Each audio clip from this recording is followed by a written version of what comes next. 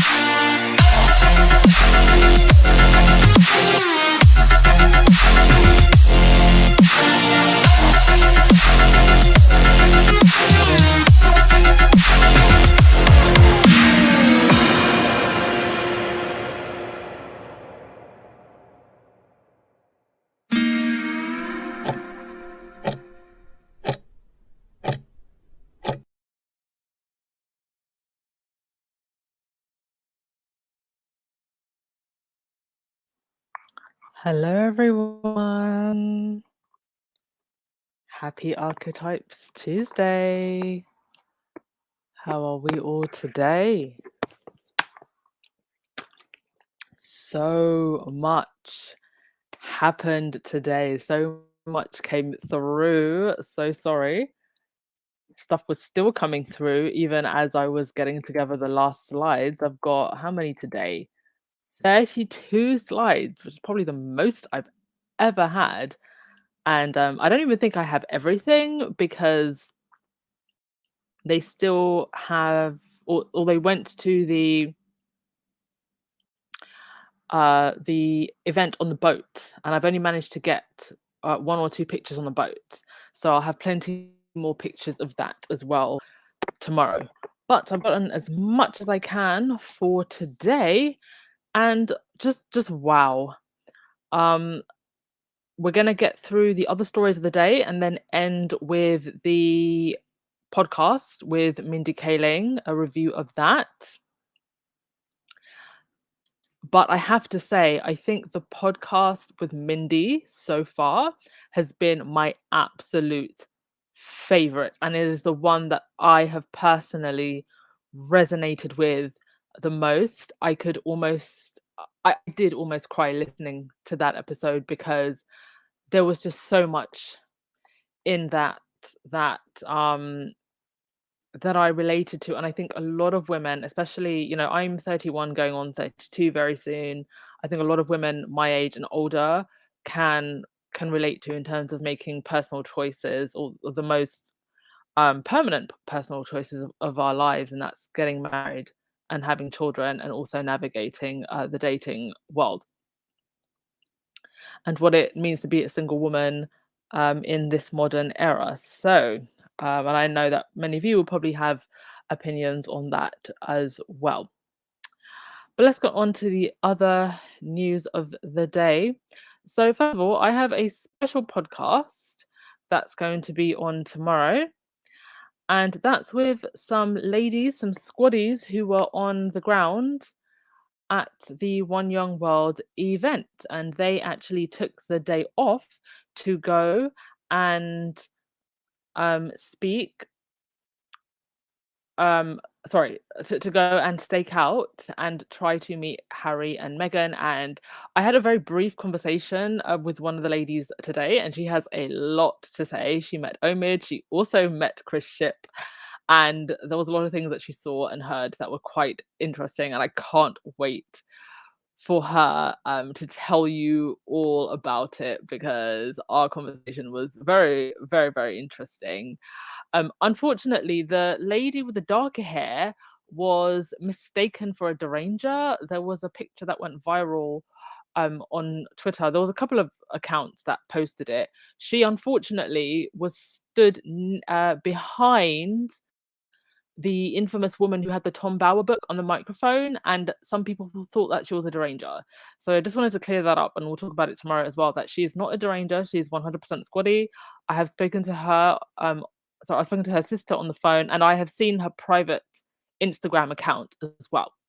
So I can confirm that she is a squaddy, and she's absolutely not a deranger. So just please be mindful of that. If you see her picture floating around, it was just wrong place, the wrong time. And she has a lot to tell me tomorrow. And there she is with Omid.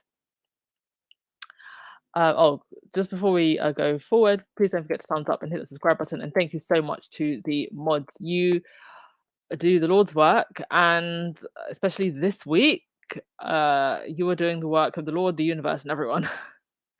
Because I know the haters are definitely going to be in the chat.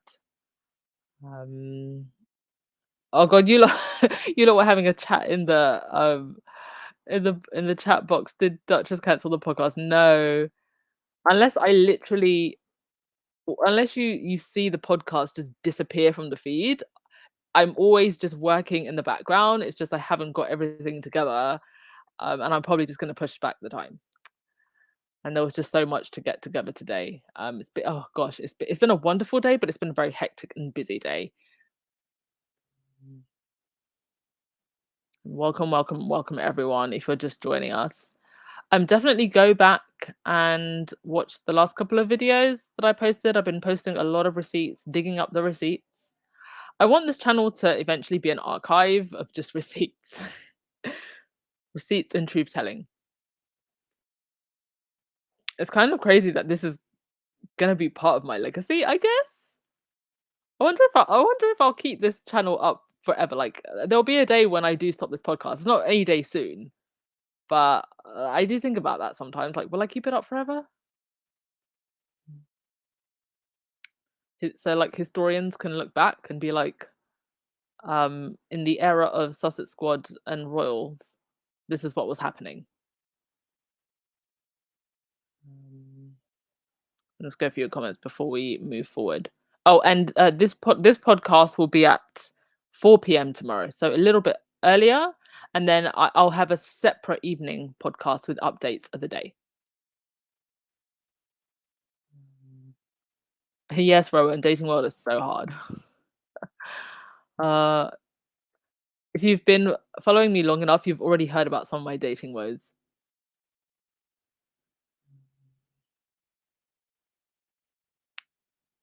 Yes, Omid still looks so young, right? That's what being a Meghan fan does to you. Perfect skin. And she did confirm that he's very handsome in person.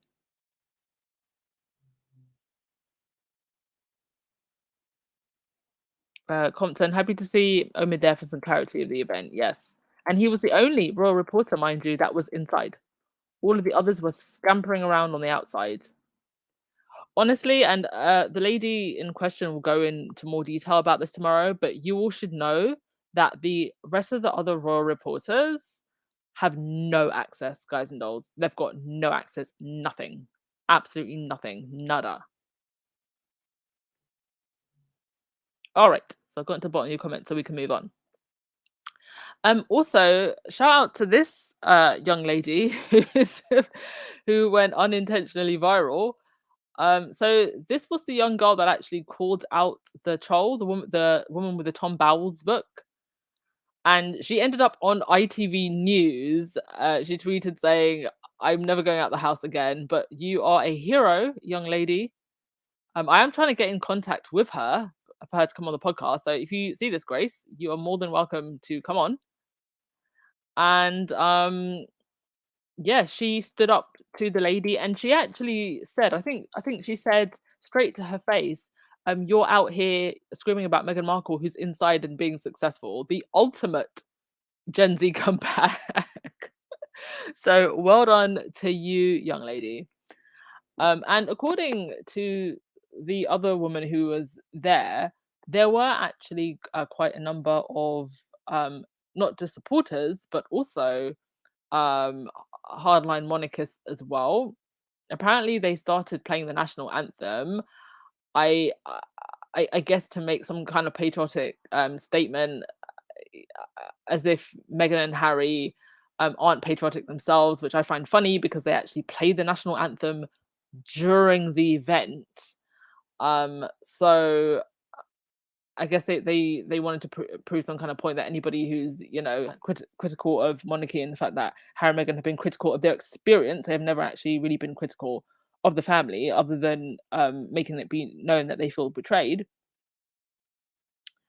And they played the anthem in the ceremony anyway. Like everybody was proud to be there, proud to be having this event and what it represented. And these type of events are exactly what Britain should be proud to put on. So I don't know what point those people were trying to prove, just trying to cause drama.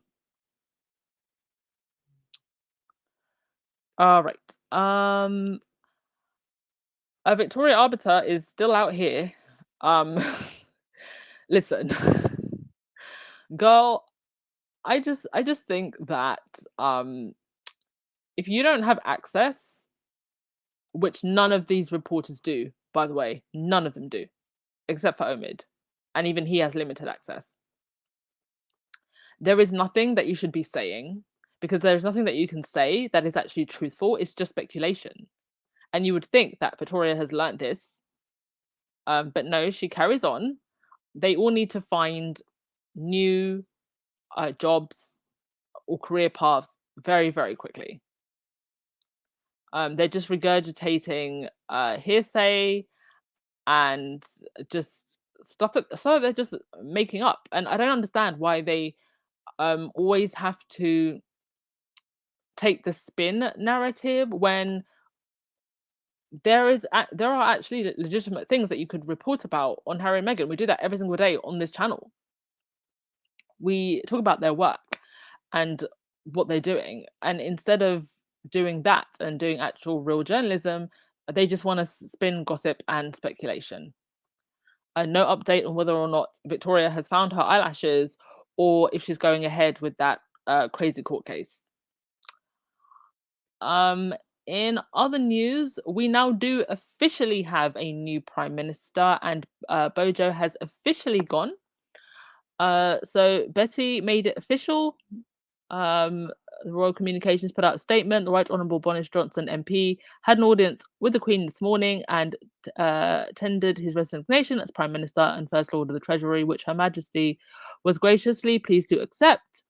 And so Liz Truss went in to meet Betty, and look at who's standing at the entrance. The man with the glasses. Who's that?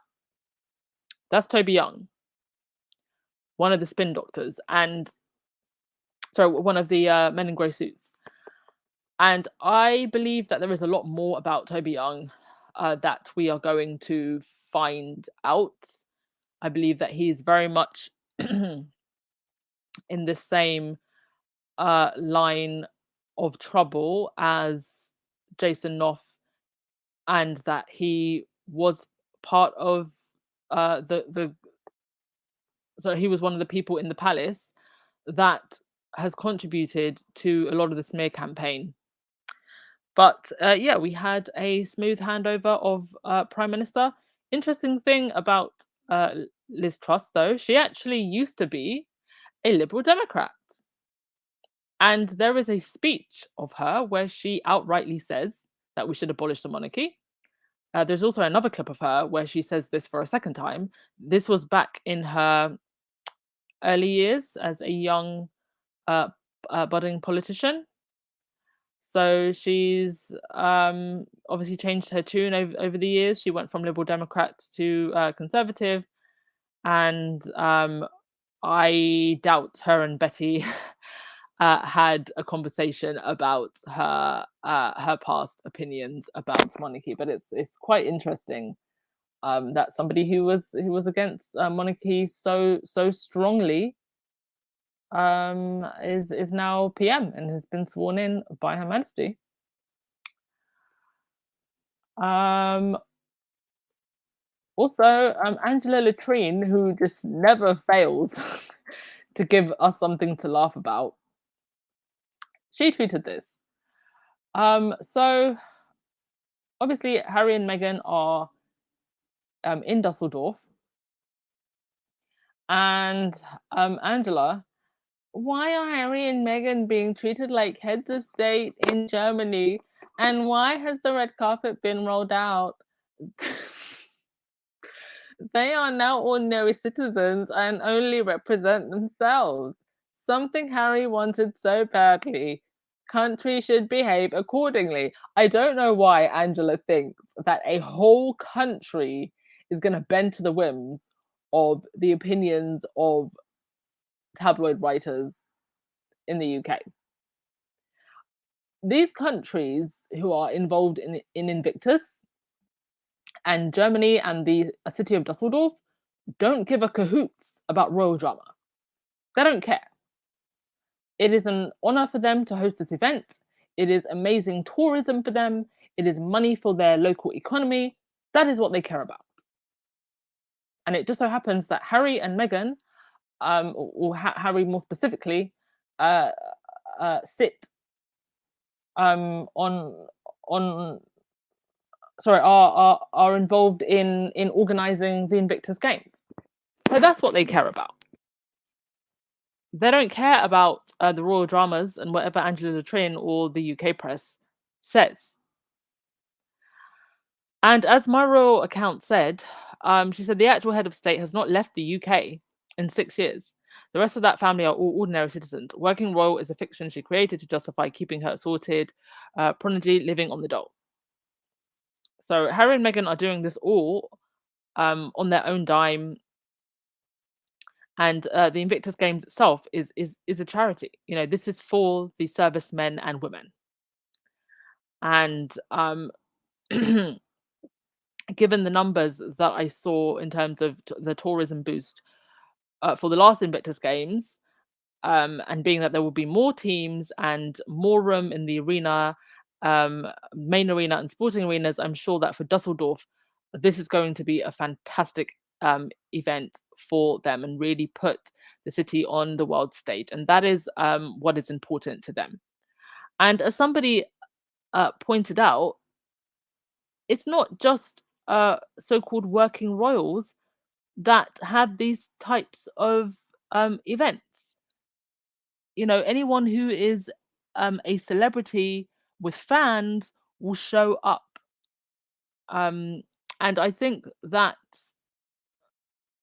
the press and the tabloids are probably just shocked, even though they shouldn't be, because we know we know that Sussex fans show up and show out.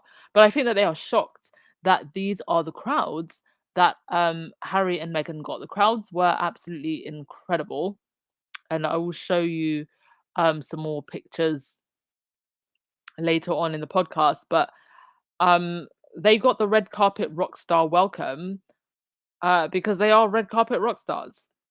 You know, they are they are not just royals; they are celebrity and pop culture now, and that is what I think the royals are lacking, that they want. But you need a certain level of authenticity and charisma to be able to get that organically.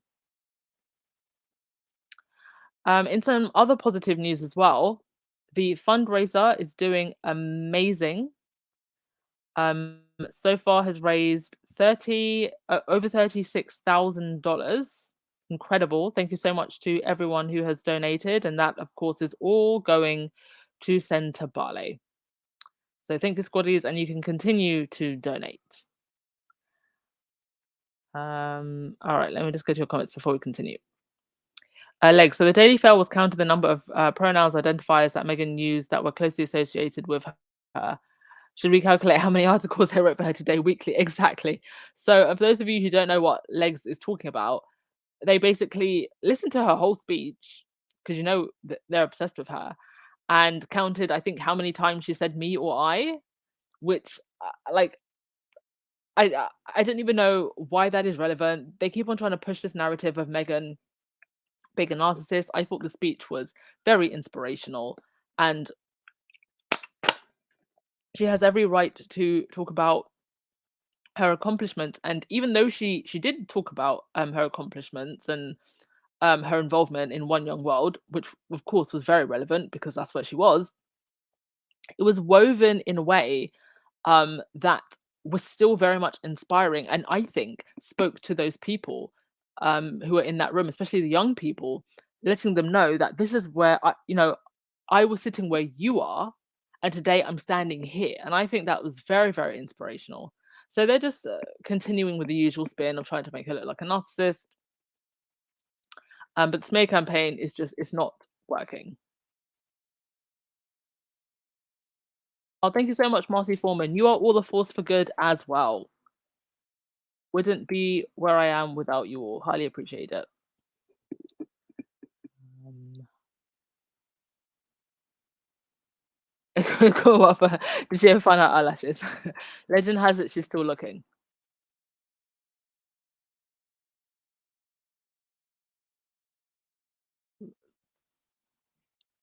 Carrie Ann, Miss Vicky needs to stop before she gets sued by CNN. These big companies don't like you trashing their name. Yes, they really don't like that. They really don't like that at all. No, if she wants to make money, she should just become a genuine journalist. And if all of them had been fair in the first place, they'd all be where Omid is right now. He's got his own column on Yahoo.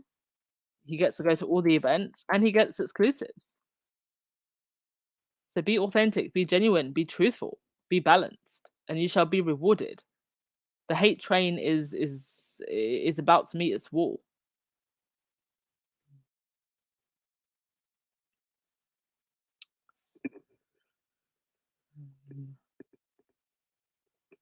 Oh, thank you so much, Legs, for the super chat.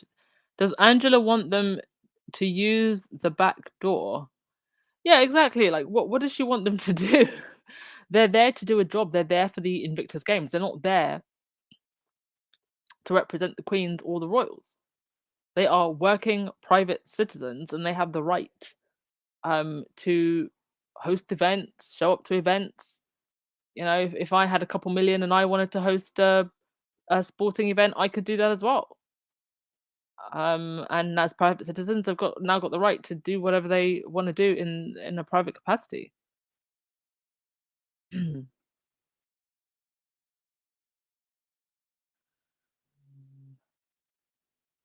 Yeah, Miss September. Invictus is a huge deal, and I think it's really, really going to hit them next year. Just how big of a deal it is. All right, so that's that. More lovely pictures from the One Young World event the other day. Them at the train station, some backstage shots. I love like the more candid ones like this. And there was also some really sweet ones of, yes, this one. Love this. Just looking so loved up and comfortable around each other. Looking just as in love as they were. Was it been like what, 7 years ago? Cute to see. And this was the coverage. on all the major UK outlets. GB News, who won't stop telling us that Meghan's irrelevant, but are covering every single move her and Harry make. Guardian, Telegraph, and Daily Mail. All of them streaming the live speech. Incredible.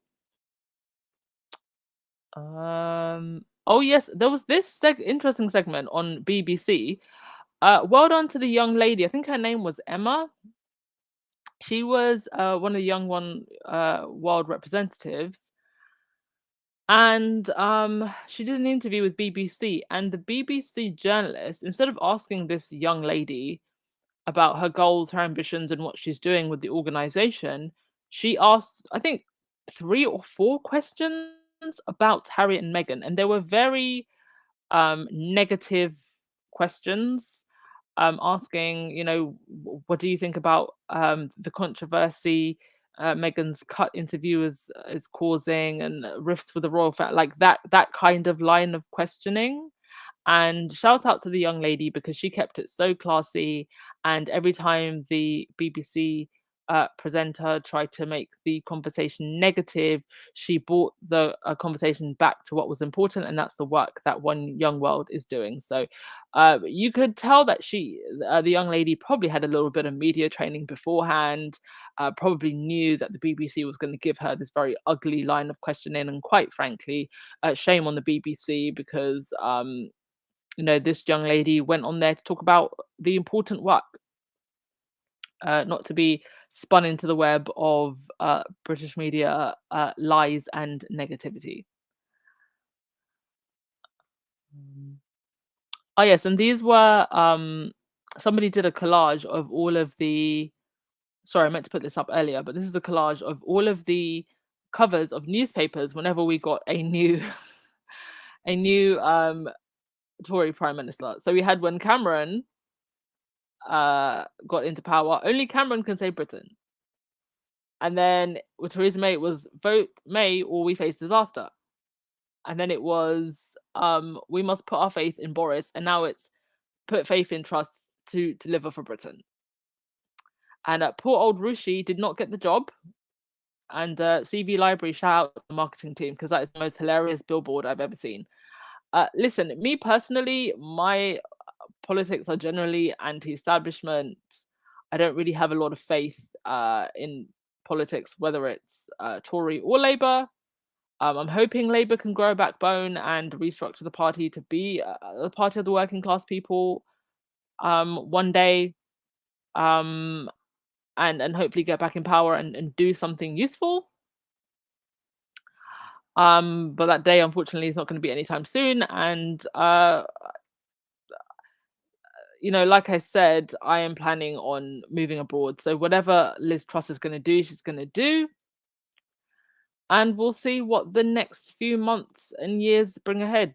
I don't know what she's planning on doing with the cost of living crisis. What's going to happen this winter? But that is going to I think that is going to be a huge signifier of how the rest of her time in government is going to be. So pray for this island, for real. Pray for this island. Okay, a little bit more focus on Dusseldorf. So these were the first pictures that came out today. Harry looking very happy there in the back, and so did Meghan, absolutely glowing. And this was them putting out the red carpet just before they arrived. Very lovely. And oh, okay, that's a complete. Oh, that was something else. Sorry. And yet these were the crowds. Once the crowds showed up, listen, this is giving me Oceania tour vibes. Full on crowds. Love to see it.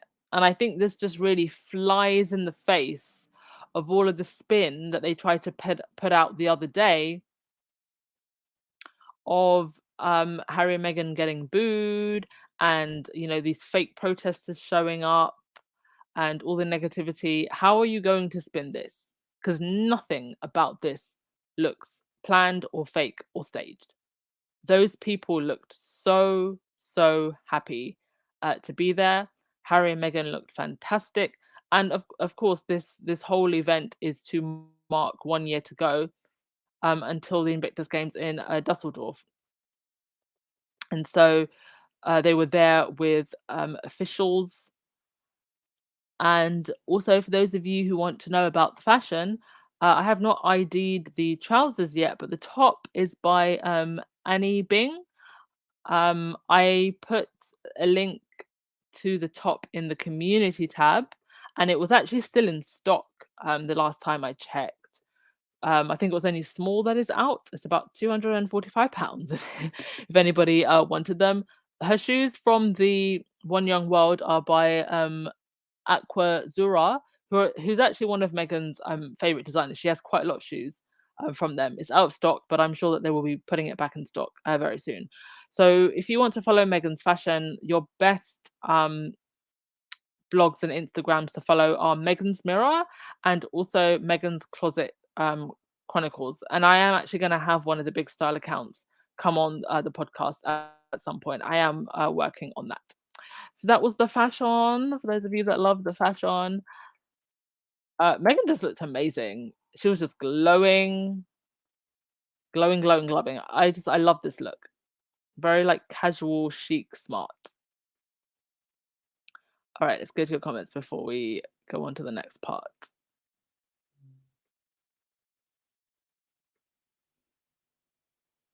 And I did actually see some British flags and yeah, some British flags and umbrellas.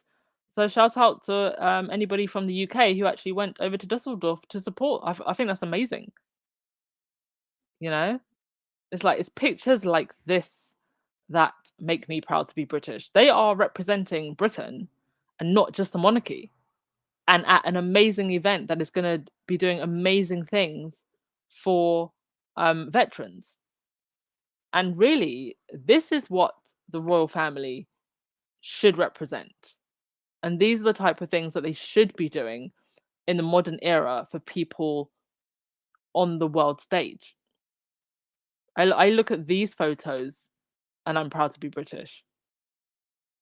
When I see photos of the Queen walking into Philip's funeral with Prince Andrew by her side and 3 generations of royal mistresses in God's house, that is embarrassing.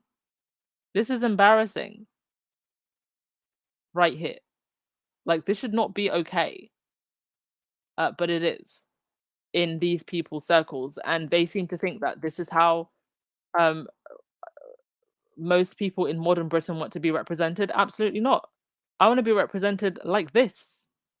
Amazing events, doing good things for good people, for our veterans, and that invite everyone to take part and sit at the table and feel like an equal.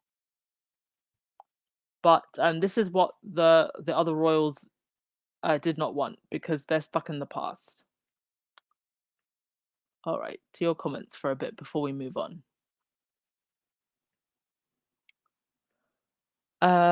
Marcy, my view is that the world is going to treat the Sussexes as royals. Yes, obviously. You can see that in the pictures. The work and respect they're garnering globally is just epic. The Sussexes are creating true change, challenging young people to do the same. Yes. And Invictus as an organization is global. I mean the arena size next year is almost 50,000 people. I'm sure they're probably getting contracts with people, whether streamers or television stations, to air it. I hope they actually just air it online, to be honest, because it would just be so much easier to view all of the events. I guess we'll see. Is anybody planning on going to Dusseldorf next year? 'Cause then, if I don't go to the one next year, I definitely won't be going to, is it Ottawa or Toronto where they're having it in Canada? Because Canada would just be too expensive to me.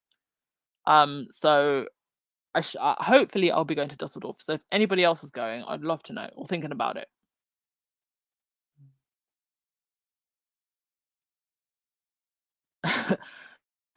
Gift the Meghan derangement syndrome. Is that what we're calling it now? It's an illness that these haters have to go to hospital for. These people need help, yeah. Oh. Yeah, yeah, Marcella. Angela is telling, Germany what to do. Angela's actually a German name, no? Angela thinks she's Angela Merkel. Like, no, you are Angela Latrine. Stay in your lane, girl.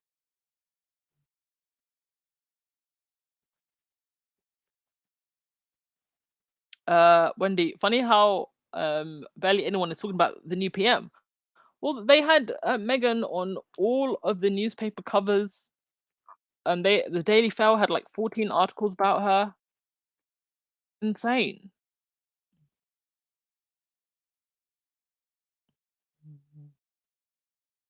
Yeah, Mimi. Meghan is so irrelevant. They paid someone to count how many times she's had I in her speech. You just got to laugh at this point.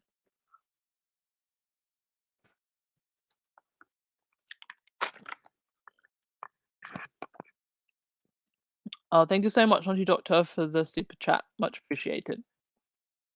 Oh, it's Vancouver. Sorry. Yeah, Vancouver. Going to Canada will be too expensive for me. Cinderella Anne, have you considered a move to Canada? No. I need year-round sunshine, so it has to be Portugal or Spain.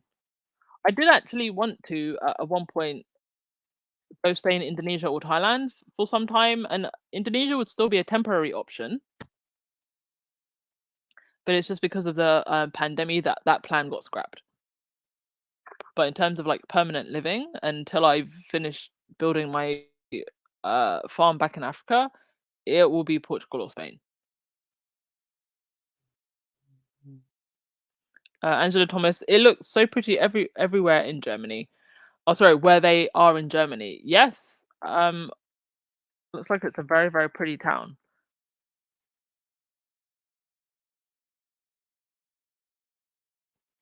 Lynn, the world is moving forward. The monarchy is staying backward. Who wants Camilla and Charles with their backward ideas? Exactly. And I know often it's said, oh, it's the young people that really love Harry and Meghan, and it's not just the young people. The audience that they have, it's so diverse. I mean, look at this picture. You see young, you see old, you see everyone. So I think their audience is a lot more diverse in terms of age, race, and background than what the media actually wants to present. Girl Lewis, come to Australia if you want sunshine all year round. Oh, I almost would have moved to Australia actually. Some years ago. I'll tell you that story another day. It's quite interesting. But I almost did. I wanted to do the whole holiday working visa thing there, and then maybe find work there and live there for some time. But it just life took us another direction. That's a story for another day. Yes, Black Queen, the hate campaign is an epic failure. Harry and Meghan are indeed winning. They are a couple of action and not just a leisure waiting around for a handout off of poor people's neck. Exactly. E. Smith, you caught the live. Yes, you did. Welcome. um. Okay, so more pictures of Harry looking so. Oh my goodness, I love this one. And we've got the Invictus dog with the bandana, but he just looks so happy in this picture with a little doggy. So there's that one, and there's also this one of Meghan with some female fans. They gave her a bunch of flowers. Is this not giving you Oceania tour, people? It's giving me Oceania tour. Also, it's interesting to note how security was absolutely no issue in Germany. There was ironclad security everywhere. Apparently, they blockaded off almost like w- I read somewhere it was like 3 miles of roads or something just to keep them safe.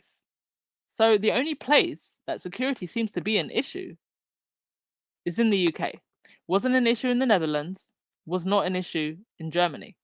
It's just the UK. And that makes the UK look so bad. It makes the royals look so bad.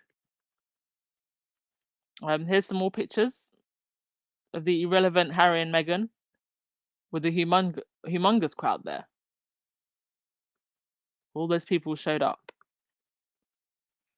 And also, Harry tested out his German and he spoke it very, very well.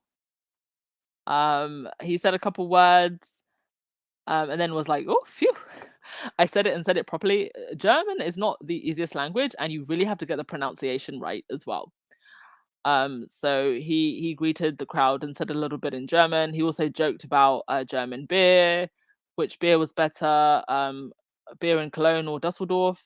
I've been to Cologne, but I haven't been to Dusseldorf, so I couldn't tell you which beer is better. And then Harry and Meghan also signed the city guest book. So very, very lovely there.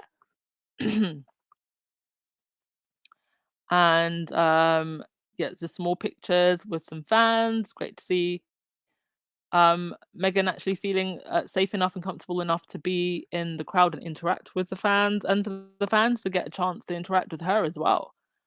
Hopefully, one day we will get this moment and we will get this picture. One day, one day. And these were the last pictures I was able to get before I came onto the podcast. And that's Harry and Meghan getting onto the boat for their event on the boat. I think it was just like a dinner or dinner or lunch or something. But they went up the river on the boat.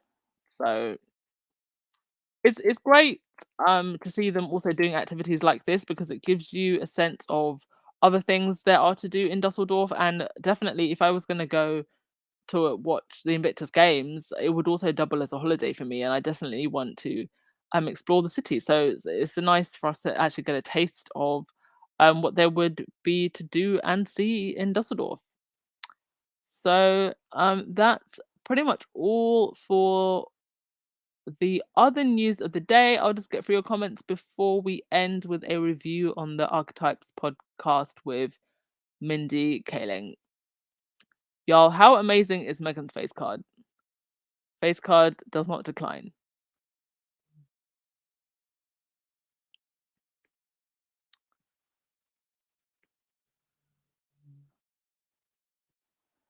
Yes, 1998 champions. A great day for the squad. Great, great day.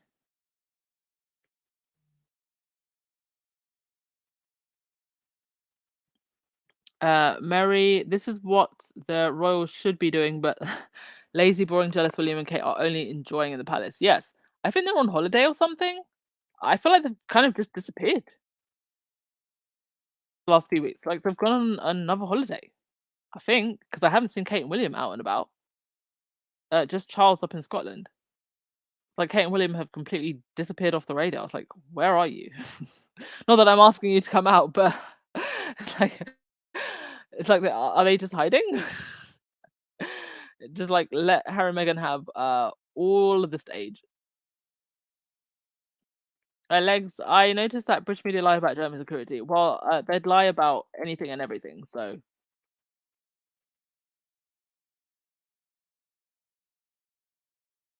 Joyce, you will never get those pictures in the UK. What do you mean, like the pictures with the fans?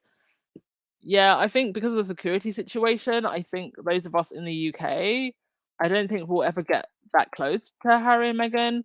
I mean, I was considering possibly staking out the area and trying to see if I can get a picture where they're going to have the World Child Awards, but I just think with the security being so tight, it's just not worth it because you could end up standing there for hours and then not even see them.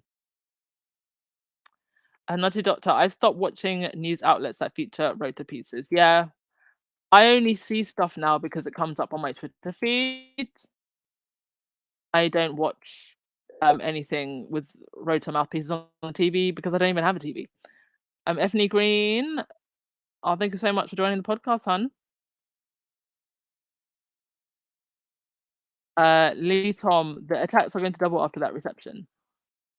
You mean the positive reception that yes, because they're going to do absolutely everything possible to spin it into. I mean, I don't know how you're going to spin hundreds of people showing up. So how they're going to spin that into something negative? So I think what they'll do is they'll pull out one of their usuals that they go to. Like, the last few days, they've been trying to harp on about the take away their titles again.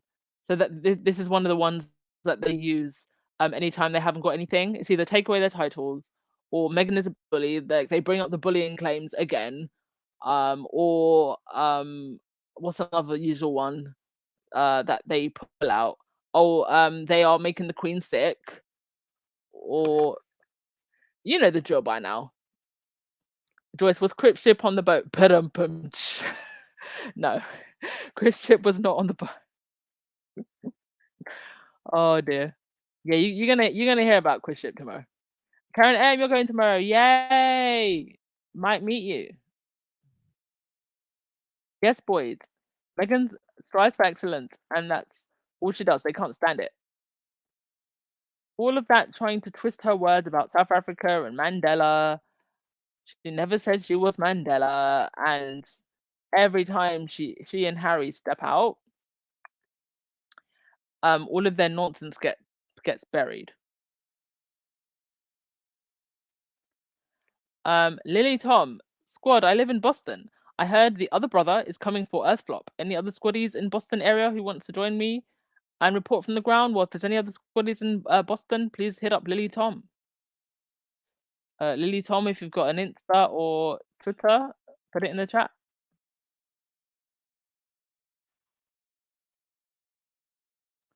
Casey, Germany is trying to teach the UK how to treat the Duke and Duchess of Sussex. Well, Rob Jobson, who's usually sucking up to the unroyals, he actually said in a recent interview, well, at the end of the day, Harry is a hereditary prince and he does need protection. And if anything happens to him, well, that's on the royal. So I don't know why he's suddenly changing his tune, but he did say that.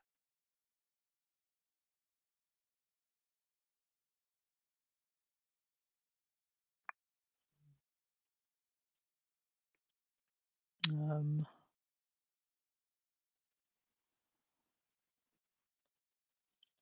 Leslie and William and Kate is always on holiday on taxpayers' money, and not even the media or talk shows say anything about that. Yeah, it seems like they go on holidays quite a lot.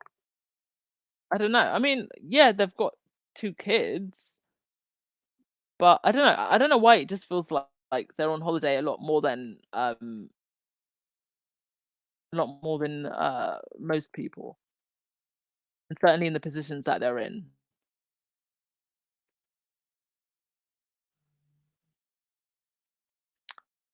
All right, so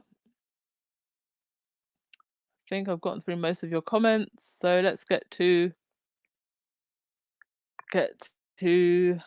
Mindy and Meghan. Now, I've never actually watched any of Mindy's shows. She's had two of her own shows that she wrote and produced, and I'm definitely going to be I'm definitely going to be checking them out now. I think she's a lot more bigger in the US, and I think her shows are a lot more big in the US than they are in the UK. She also is a writer. She's got books out as well, and she is a mother. She decided to have kids on her own. From what I do know about her, at the around the time that she chose to have her children, and I do believe that she got a donor.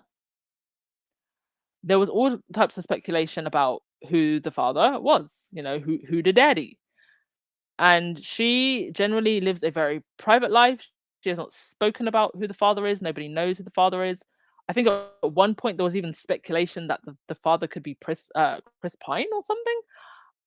But nobody really knows, and she keeps it private, as she has the right to.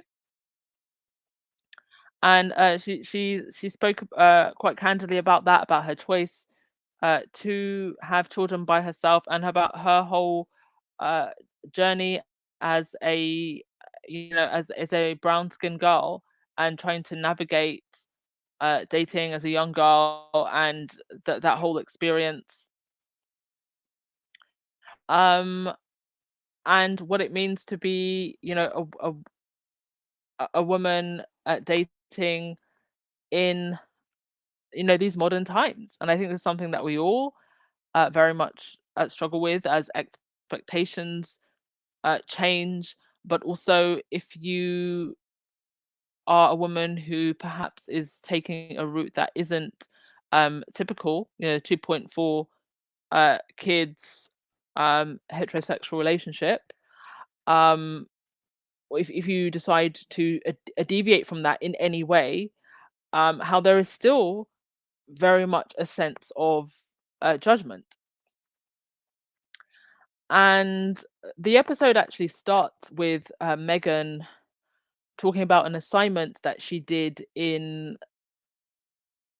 school. She went to a Catholic school, where they were told to describe their perfect wedding.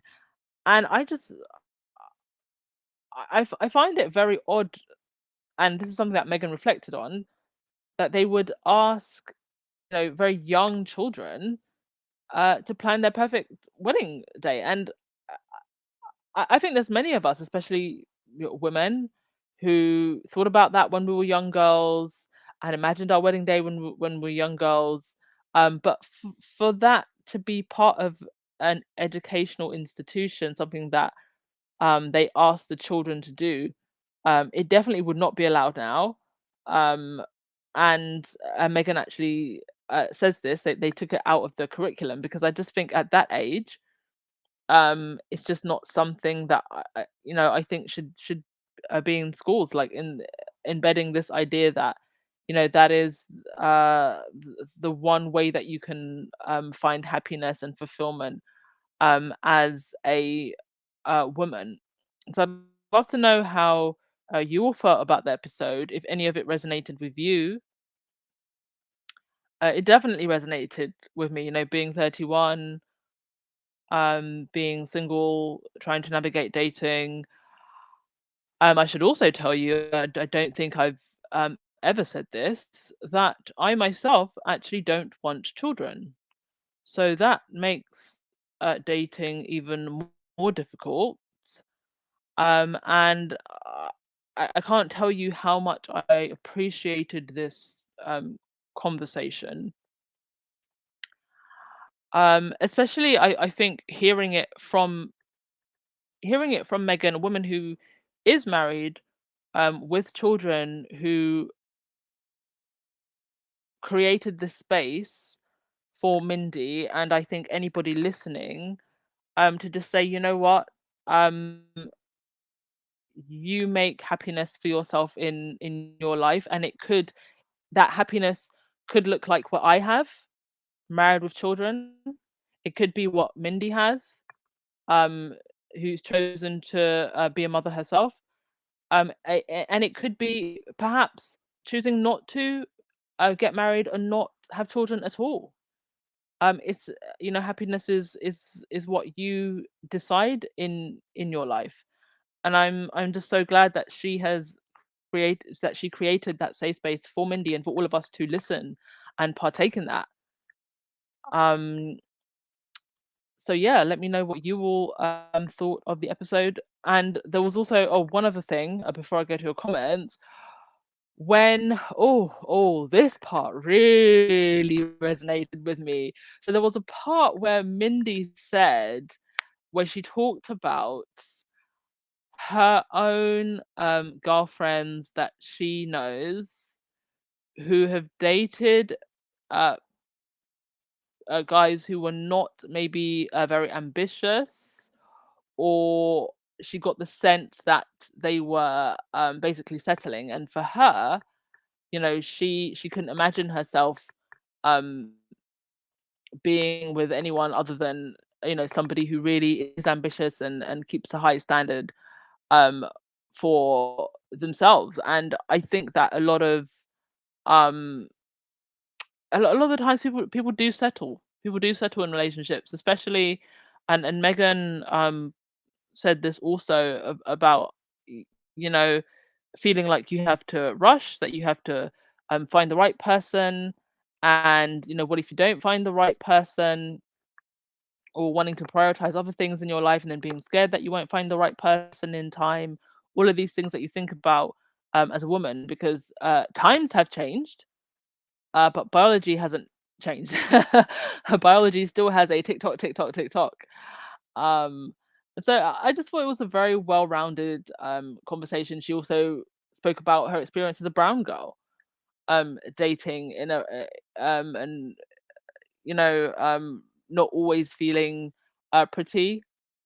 Megan also brought this up. She said, she didn't always feel um, attractive. She always felt like the geek, having curly hair and a gap tooth.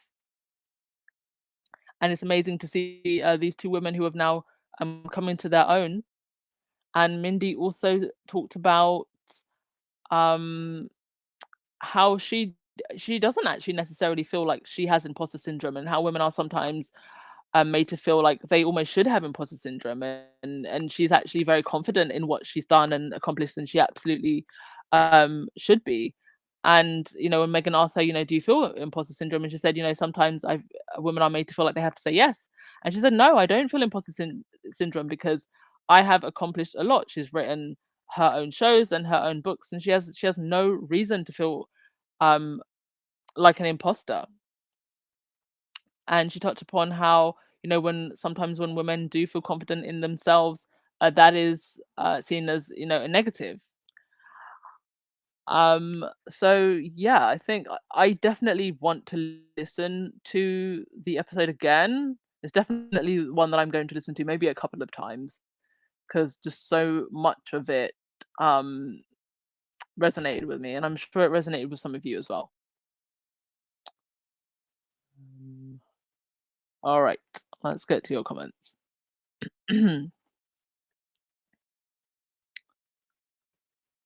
um Light Side of the Moon, you 100% related to it, yes. Light Side of the Moon, can you win awards for podcasts? Hmm. I am not aware of any major podcast awards, which is interesting because podcasts are such a big thing now. I mean, if there was an award, we know who'd win. But I think now that podcasts have become more mainstream, I think podcasts are definitely having their mainstream moment now. They probably will be very soon. Lee Tom Ann, I'm 43 and child free by choice. There is someone out there for you. Oh, thank you so much. Yeah, yeah. It's a difficult one because it unfortunately does eliminate a huge chunk of your dating pool. Um, but thank you so much for your encouragement. Right, Sailor Moon, I'm a thornback. If yes, and that's another thing that they talked about. Words that they use for women who aren't married with kids: thornback, spinster, and the origins of that word. I love how they kind of creep in historical lessons in these podcasts as well. Roseanne, there's nothing wrong with not having children. Both can merit a full life. Don't stress about it, hun. Thank you so much for that. Yeah, it's difficult coming from a very traditional family. I was raised a Christian, so there is just that expectation that you just will. And I think even if you don't come from a traditional family, still the expectation is just still very much there, but more so I think when you come from a traditional family. Mm. Cal, I never thought one way or the other about Mindy, so today was a revelation for me. We are alumni of the same college. Oh, lovely. Where many funny ladies of her generation went. I found the convo very relatable. Oh, another thing that was brought up. Um, they played a clip of Christopher Hitchens, who famously said that women comedians weren't funny, which I thought was so hilarious. Christopher Hitchens, by the way, also was very salty um, towards Diana, even after she died. So I thought it was quite funny they actually played a clip of him, and I'm just so thankful that attitudes like that are slowly melting away, and we've got so many funny ladies like Mindy and oh gosh, I forget her name. Amy Schumer. Well, Amy Schumer is a little bit controversial, but she does have a big fan base. Lily Sign. There's so many amazing female comedians. Tina Fey, Amy Poehler. So the girls are coming up. Queen Latifah,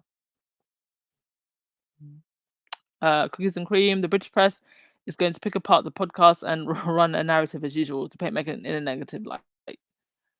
Yes. Well, there was actually one part of the podcast where Mindy said, "Oh, I know you're not allowed to say this, but I'm gonna say it." And I love that because I could sense that Mindy had a strong sense of awareness of just how difficult it is for Meghan to say certain things. There was actually a behind the scenes picture of them sitting and talking together.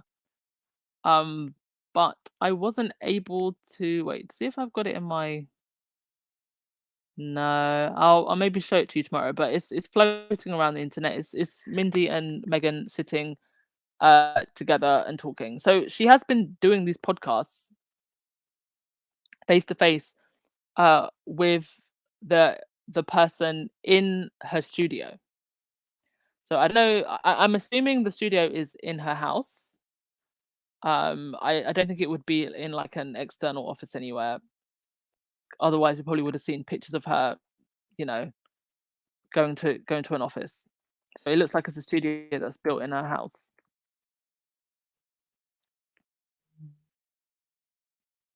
Valerie, I think that you have the ability to have children at any age. My cousin had her first child at 45. Oh, wow. Another one I know had four children.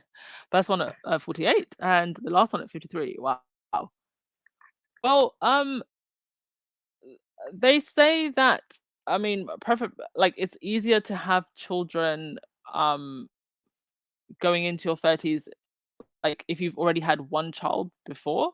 So it's not that it's impossible to have children. It's just like your fertility does decline, but I think as long as you keep your body healthy, you've got a much better chance of having kids at an older age.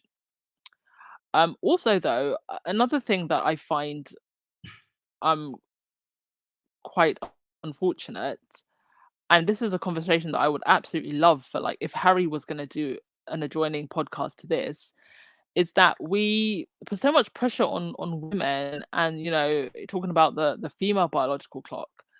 But actually, for men, once you get to a certain age, kind of like late 30s, 40s, the quality of their soldiers also does start to decline. And there's research on this where if men have age, so men have kids after a certain age, they're more likely to have certain disabilities and such.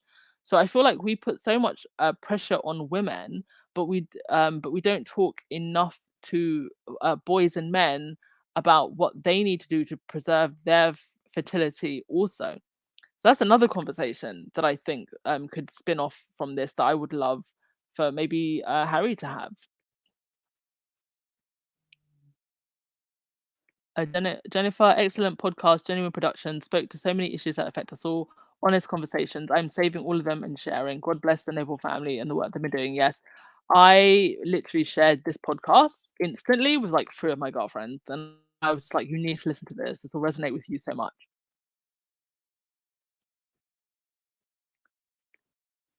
Um, Shins, I never wanted to be in a relationship, and I ended up finding someone I feel comfortable keeping around. That's amazing. Um, I I was never really big on dating. in my early 20s. I didn't really start dating like I went on 1 or 2 dates, but I didn't really start dating actively actually until I was about 25, 26, you know? And it's just because I really just felt in my teen years and in my early 20s that I wanted to be free. I wanted to understand who I was before putting myself into a relationship with someone else.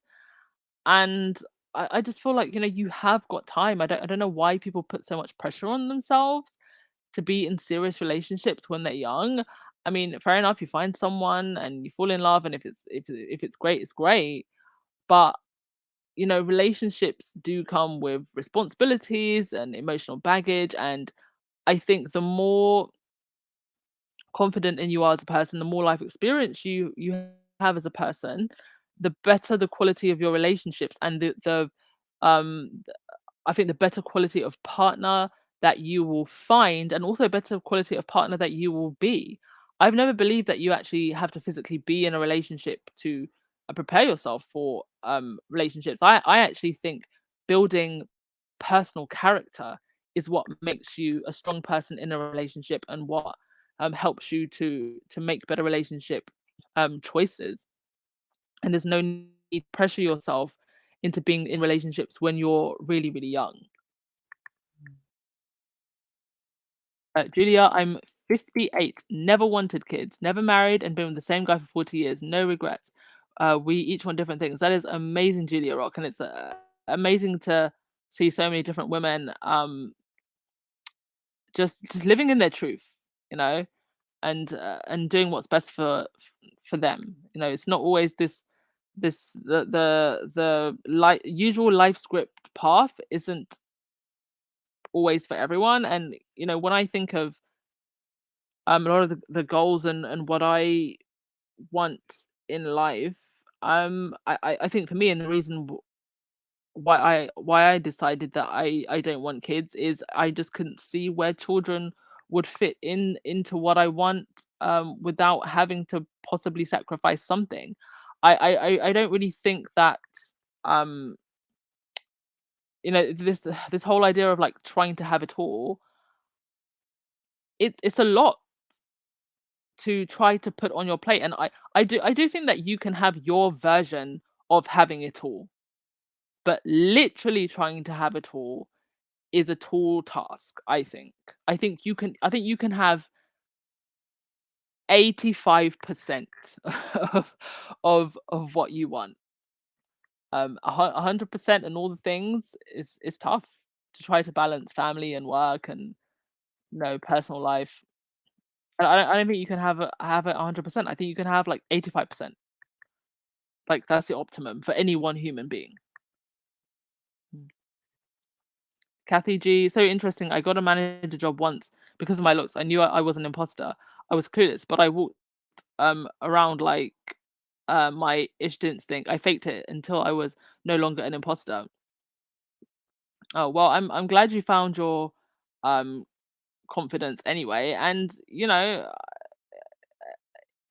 as long as you feel like you um you found fulfillment in your role, and you eventually found that you were good at what you did, that's what matters. And you know what, you may feel like you got that job based on your looks, but in the end, was it not your ability to do the job that kept you there?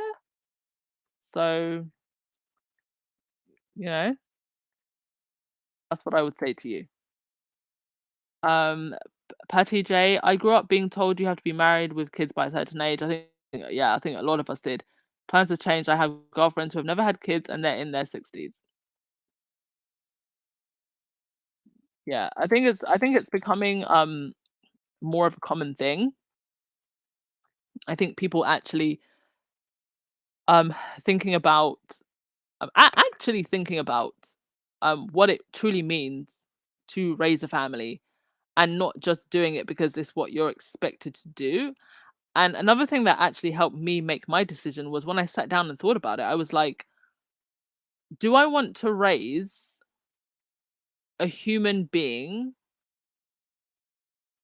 um all the way to adult age and all of the work that comes with that so that they can become a functioning, law abiding, contributing member of society, do I want all of those responsibilities? Or is it that I just want a cute human puppy version of myself? Do I want the full responsibility of parenting, or is it just the biological clock telling me, "Oh, I want a cute baby, I want a cute baby." And I do wonder if more people looked at it like that, whether or not they would make a different decision because your biology tells you, "Oh, I want a cute baby, I want a cute baby." Mind you, not everybody has a maternal instinct, but it just in general, you do get the baby fever at a certain age, but then you got to ask, well, is it just the baby fever? Do I just want a baby, or do I want the full responsibility of parenting? Because those are two different things. I think a lot of people just see, the cute baby, and they don't see further down the line everything that comes with being a parent. It's I think it's a similar thing with marriage as well. Do you want that lifelong commitment till death do us part and everything that comes with that, or do you just want the fancy wedding? So I think those are two important questions to ask, and what has helped me make my decision about both of those big choices.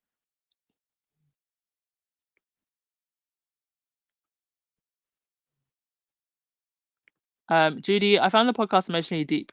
It strategically discussed topics like a needle piercing, but the results was amazing. The needle piercing? Okay, I have to watch. Sorry, I have to listen to it back because I think I missed it. I think I missed that part. What was the needle piercing in relation to? I think that people assume, and it's not good to assume anything at the end of the day. And you pray, but you're doing very well. Oh, thank you so much. Yeah. Yeah, it's actually wild though, like, still, even now, people want to tell you that you're doing womaning wrong because you don't want kids.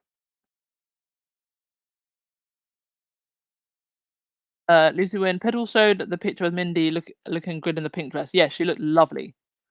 Bonnie, no kids here either. It's so interesting to hear your own stories. Um, Juanita, my mother had me when she was almost 50. She thought I was menopause. Oh, wow. Um, Kim Hamilton, this was a great podcast with Mindy. I can resonate with being single and not married. It is so much pressure to be married and have children by a certain age. I'm happy being single. Yes.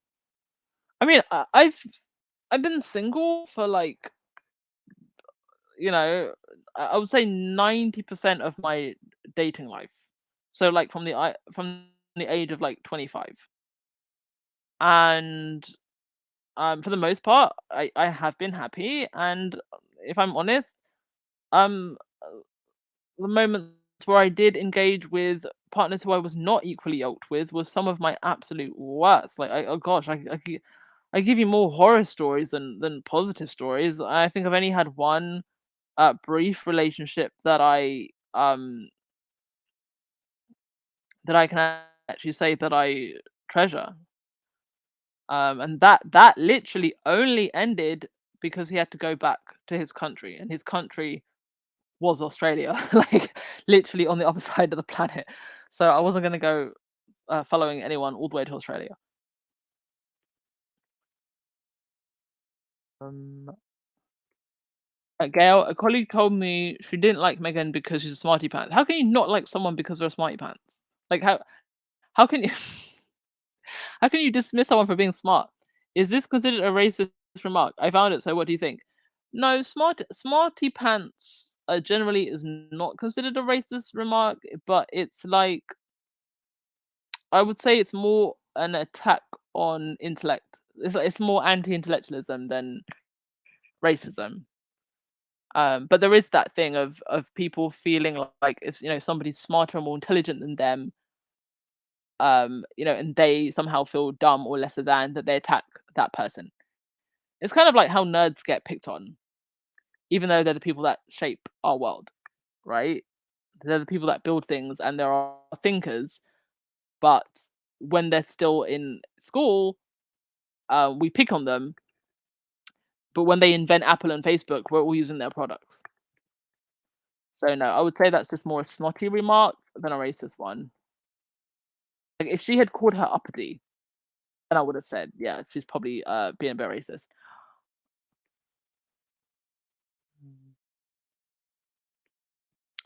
Dana, many women today are freezing their eggs, delaying having children to pursue their career. Yes, this is becoming quite a popular thing. Even major companies, I think like Facebook and Google, are um offering egg freezing now. So yeah, that is another option that some people are taking. And there's also always the option of adoption. I find it crazy that when we talk about motherhood, we never include the option of adoption a lot more because there's so many children that don't have homes. And I actually had a friend that said to me she never wanted her own biological children. Whenever she imagined being a mum for whatever reason, and she said she couldn't explain it, but whenever she imagined being a mum, she imagined bringing a child that needed a home to their bedroom and giving that child a home. And that was how she envisioned becoming a mother always.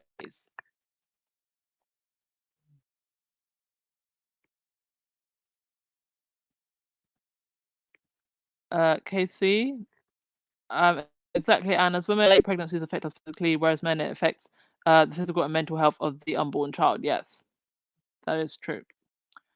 Gail, totally agree. Build your character and self knowledge as a priority. Yeah, because if you are built as a person, you'll be able to spot more toxic traits in other people and also toxic traits in yourself that you need to heal before you get into a relationship. It's like we're just thrown into this world of dating and trying to find a partner without any I do feel like there are actually skills that you should have before you enter a relationship that nobody teaches you. You should have somebody sit you down and teach you how to spot the main signs of abuse or controlling behavior. Like, how is that not a normal thing?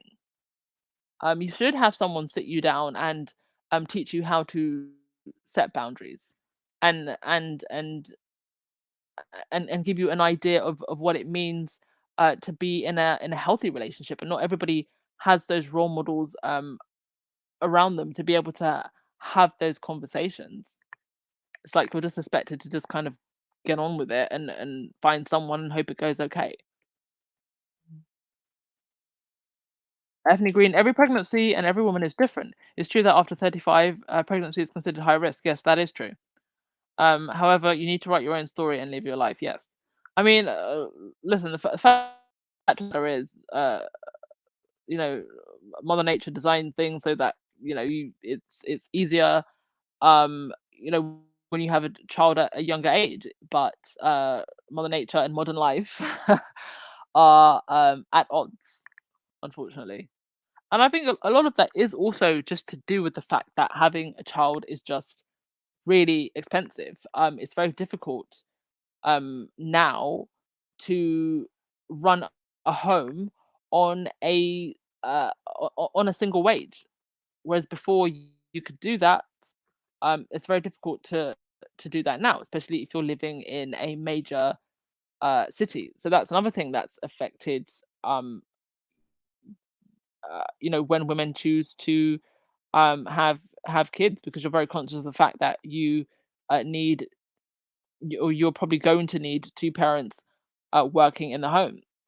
So career does have to take a priority over starting a family. But I do think if we could have lower cost of living, better maternity care, better childcare, women would probably feel more inclined to reprioritize having a family if that's what they want. It's just physically a lot more um, difficult now.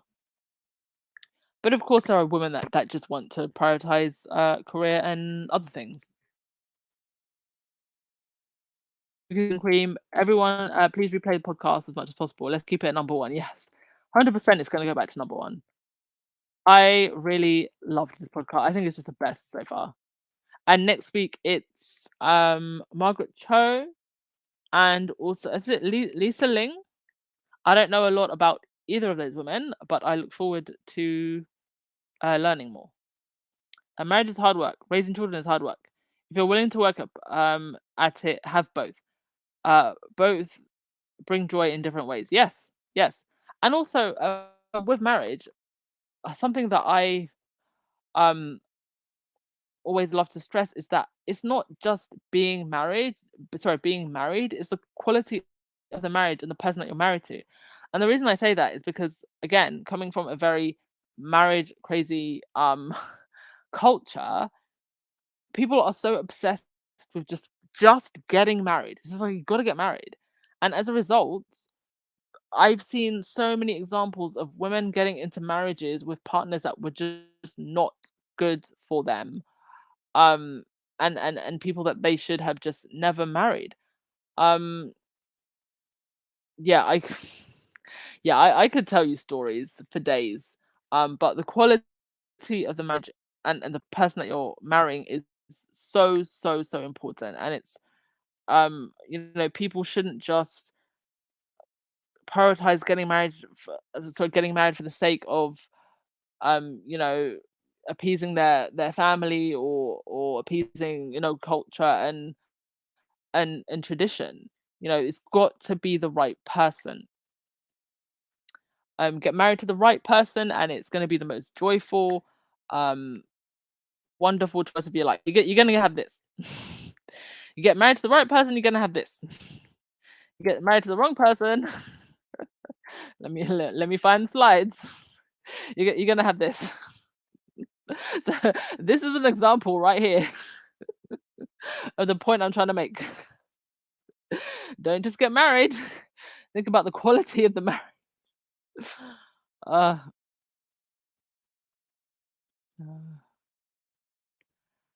Carolyn, I would always tell people he hasn't found me yet. Married at 27, been married 35 long years. Oh, that is amazing.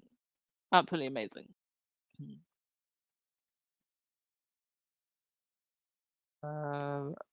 Let's see what I was just saying. Jan Martin, someone who has been in an abusive relationship and made it out. It took me going through that to know my worth and know that I'm not going to settle for less. Well, I'm so happy for you that you were able to get out of an abusive relationship, Jan Martin. Many women don't make it out of an abusive relationship. So you should be proud of yourself, and I'm so glad that you found confidence and you recognize your worth. I just I just don't understand why anybody would want to put somebody else through abuse, especially when that person wants nothing but to love you, and you put them through abuse because you what you there's parts of you that you hate, that you feel like you have to control someone else.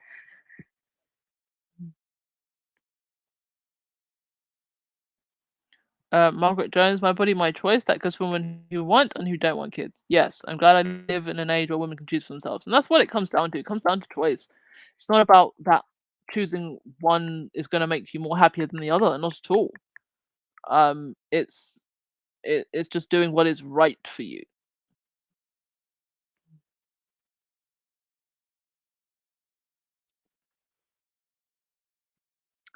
Well, traveler, that biological clock is a terrible thing. Uh, I have another child-free friend, and she jokes all the time that she took the batteries out of her biological clock, so it stopped ticking.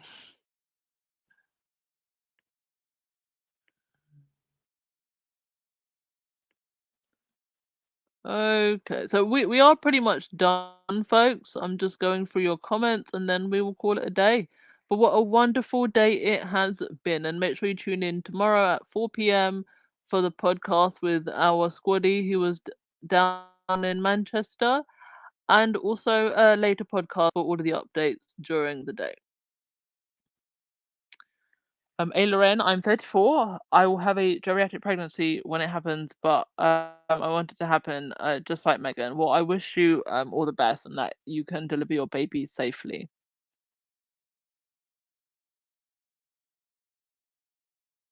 Uh, Joan, 3 kids of my own, 3 foster kids. Oh, how wonderful!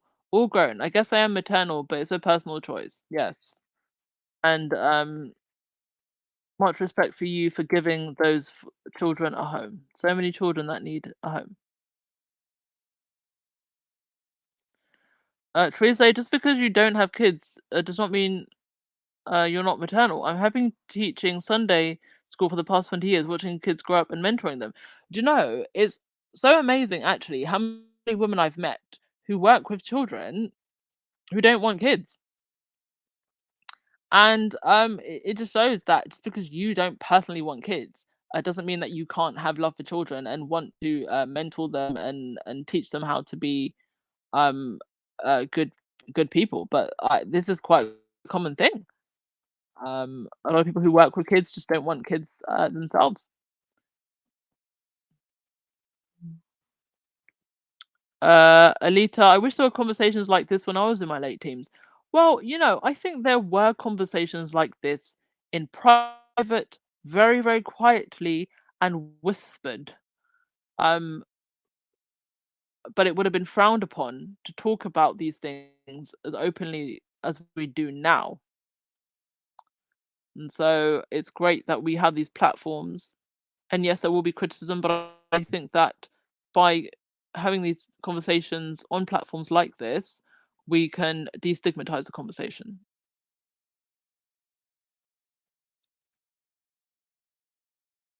Patricia, I've had people ask me, what if my mother wanted to be a grandmother? Fortunately, I had a mother who thought that was crazy and respected my decision not to have children. That's amazing. That's amazing because that's another pressure that a lot of people have to give your parents grandchildren. And I just don't think that's a pressure that anybody should have. Kim, we had our boys 7 years into our marriage. I got pregnant at 30 and gave birth at 31. Second son, I was pregnant at 34 and gave birth at 35. That's amazing.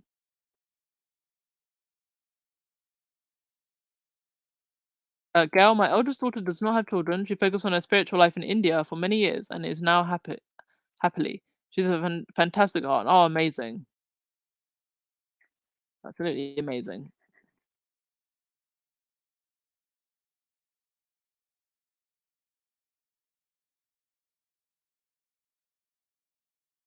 Oh, thank you for the clarity about party pants. Okay. uh, yeah, that is the thing. Party pants. Dana, I have been widowed a while and considered for these losers who claim they want marriage. I enjoy my singleton. I really do believe that there is that someone out there for everyone. Like, I believe that everybody does have soulmates. I really, really, really do. And they're out there somewhere. They just may not necessarily be easily within your reach. And it is I don't want to refer to it as a full time job, but maybe a full time task meeting someone who you are equally yoked with. Because there might be plenty of fish in the sea, but there's also a lot of pollution in the sea, and you got to pass through all of that often to find the right one. But if you're sitting there frustrated that you can't find the right one, well, there's someone else also sitting there frustrated that they can't find the right one either. And somehow, um, put yourself out there and you'll find each other. Um, Harry and Meghan in their relationship is only what 6 years, so they met each other mid-30s, and they are the amazing couple that they are now because of all of the life experience that they had before that.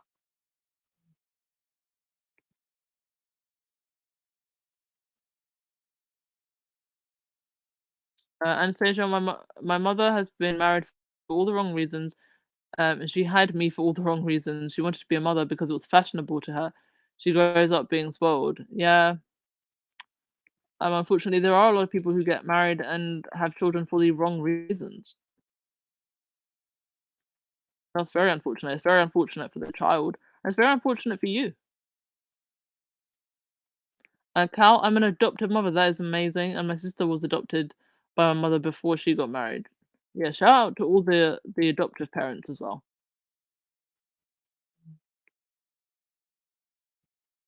Patricia Nixon. I was married at 16. Wow. Had my first child at 28. Widowed at 40. Oh wow. Do you want to have a like a separate podcast, like a spin-off podcast, where we talk about these things? I just think it's such an interesting topic, and I love to hear from other women about your life experiences. The 16 is well, certainly in these times is quite uh very very young to get married. Gemma, it was such a great episode. I have so much respect for Mindy. Megan knows how to get the best out of people. Yes. And Mindy she doesn't really speak about her personal life. And I think she could definitely be. Can you imagine, like, Megan having her own show, her own Oprah style white couch? I mean, everybody would want to be on that show. And if she's getting this many viewers on a podcast, let her have her own show and see how many people. Like, it would literally be a revival of the Oprah era. Oof, Lord, let it happen.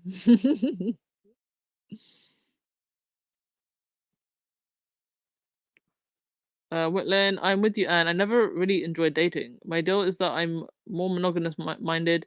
In my teens, 20s, 30s, I had serious relationships. Interestingly, my mother never married. Yeah, one of the things I'll be very candid about this that I struggle with dating now is many of my girlfriends have said this, guys being way too pushy for sex too soon.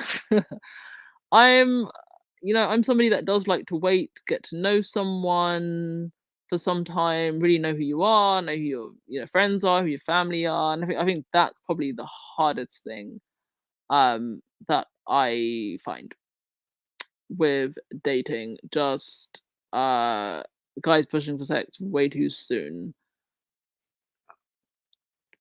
Um, Beverly, agree with you. And never married, but adopted two girls. Oh, amazing! Later in my life, loved it.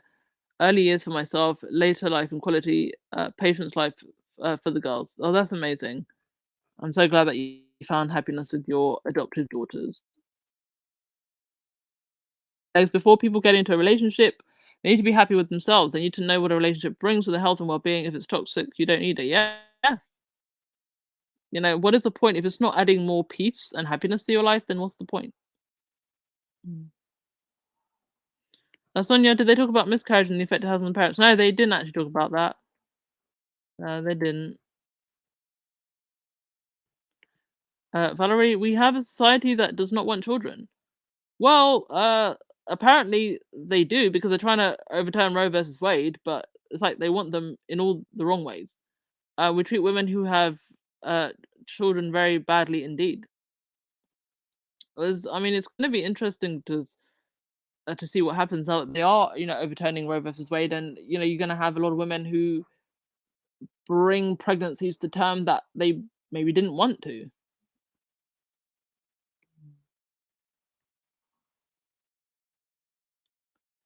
Ethne Green, and very smart of you to realize that the real work starts after the wedding. I was fortunate my husband and I grew together, not apart. I find it incredible that more people don't go for pre-wedding counseling, and I looked up some of the questions that they ask you in pre-wedding counseling, and I was like, I swear if more people did this, like, they would walk, like, you'd get like 20 or 30% who would walk out that meeting and be like, I don't think I want to get married. Because some of the questions, or not, I don't think I want to get married, but like, I think that couples would probably have a lot deeper conversations about whether or not they want to marry the person that they're with. Because some of the questions are like, things like, what do you consider cheating? Do you consider cheating flirting? Do you consider cheating, liking somebody's suggestive Instagram Instagram posts, like things like that, really deep things that I think a lot of people um avoid talking about, and then by the time they get married, it's like it's too late, you know? Um, how do you expect to run a home together? Do you expect that um, the woman might have to give up some of her work and her career?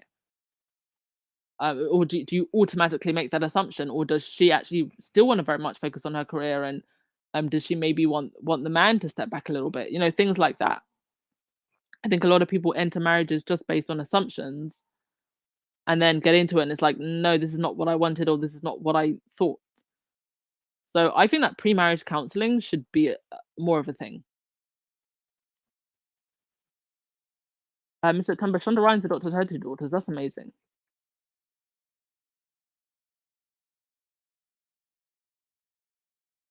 Moving forward, it requires financial stability and savings for a child. Yeah, it's expensive. It's so expensive now. I mean, just daycare for the little ones, really expensive.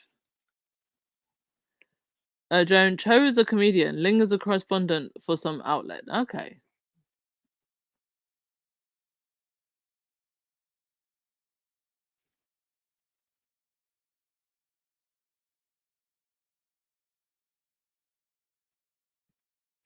Patricia, why in the year 2022 are women still being told they need to marry and have children? People still treat you strangely when you don't conform to the norm. Yeah, and unfortunately, I think that there is almost like a resurgence of misogyny, or rather, it's been repackaged. Like every decade, it gets repackaged, and you're just seeing a wave of this new type that's being repackaged. I think in the form of a lot of these um you know you're seeing the rise of incel culture of like the likes of like Andrew Tate.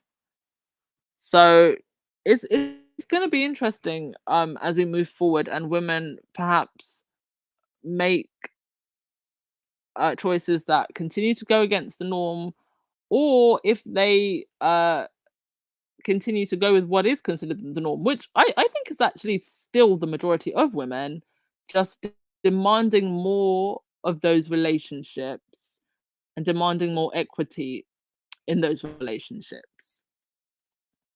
Because I think that the you know the general majority of women do still want to have children and want to get married, but they want more equity in those relationships. Certainly more than what their mothers and grandmothers were afforded.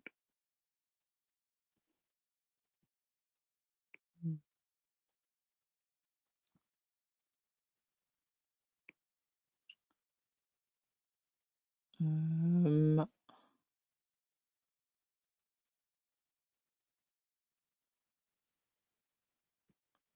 Traditionally, I've been on marriage death row for almost 33 years. Marriage death row? What's marriage death row?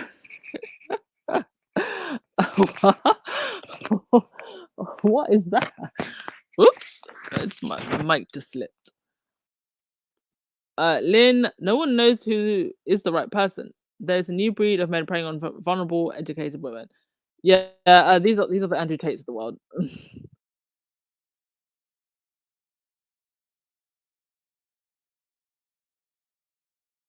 um, Puzzle drop. Marriage is one of the hardest jobs. Well, I think it's easier if you just marry the right person, like the two people on the screen, right now. You know, it's a lot easier if you just marry the right person. But like I said, plenty of fish in the sea. There's also a lot of pollution. Exactly, Chutney. Look at Harry and Meghan swinging from the chandeliers.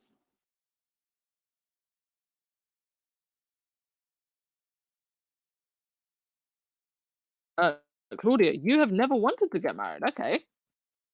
Would you like to tell us why? Why you specifically don't want to get married?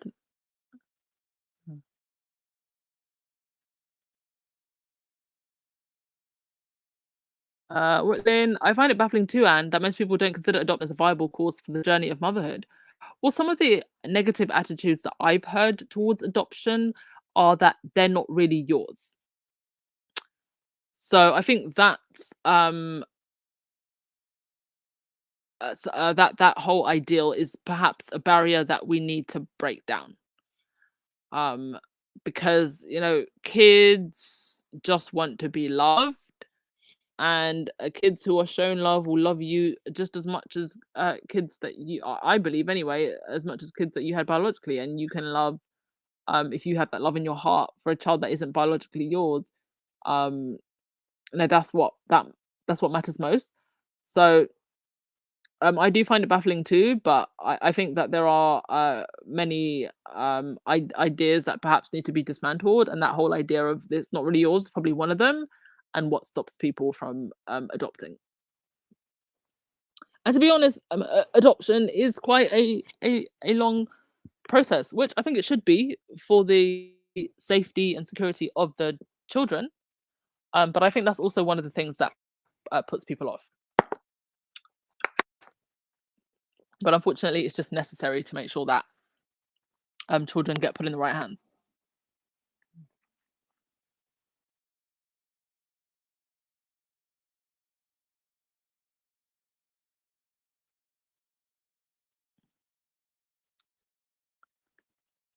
Trise, my dad finally stopped asking me about grandkids when I was in my 40s. Is that how long I have to wait before my mother stops asking me about kids? To be fair, um, my mother specifically has never pressured me when it comes to marriage and children. She always says, she's always said to me, make sure it's the right person. It was definitely more aunties, but I know that she does expect me still to get married and have kids, and it's just that expectation, even though she's never been outwardly very pushy. And I don't think she can wrap her head around the idea that I don't want children. Puzzle dot, I did want kids, and now I have 4. That is amazing.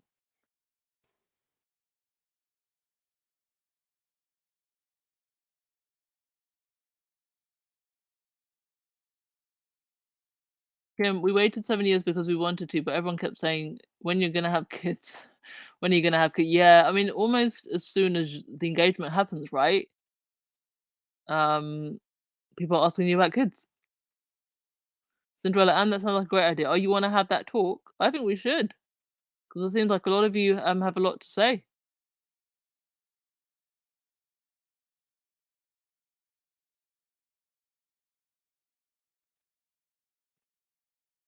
And Sherry, don't miss those 18 days. No, I do you know what? I have met some nice guys also, but we just weren't equally yoked, and it's just finding that person that's, you're equally yoked with, and they're a fully formed, stable, you know, um, emotionally intelligent person also. I didn't like dating when I was young. I can't imagine it in today's world. Yeah, definitely difficult to navigate. But people do still find love, and that's what keeps me hopeful.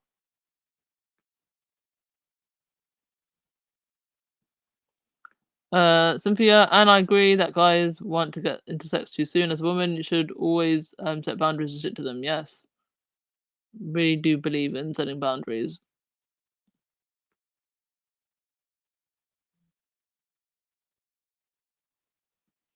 Yeah, Akuto, I can see Megan having her own show too. Can definitely see that happening.